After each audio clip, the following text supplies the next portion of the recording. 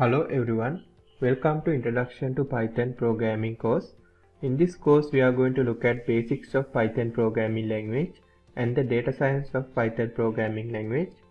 We are going to start with data operators and data types, and also we are going to look at if condition, conditional operators, loops, and then we are going to look at functions and classes, then the error handling. So this will be a really hands-on training. So we'll be going to do a lot of practicals in this training. So it will be step-by-step guidance in those program where we're going to learn a lot of new things in Python programming.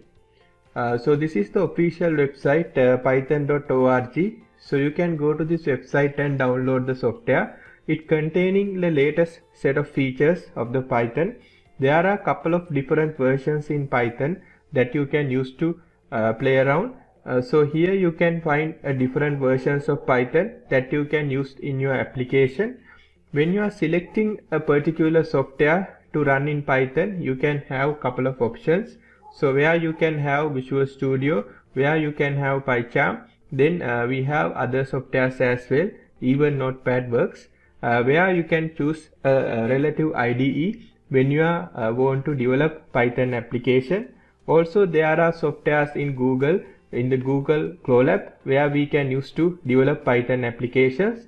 When you are working in Python, it's really important to know the basic set of commands that you are going to use to develop in Python. So there are a couple of set of commands that you need to be familiar with if you are working on Python language. Python is easy to understand, but there are some guidelines and foundational elements are there in order to get familiar with Python.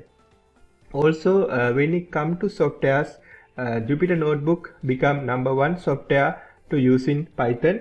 So it really helpful with lot of features and add-ons that be really supportive when you are building the Python applications, and also to play around with the basics Python fundamentals. It will be really helpful. So we can use cloud version or we can use desktop version to get familiarized with the Python application development. So in the next module we look at how to work on variables, how to create your own per set of codes in Python programming.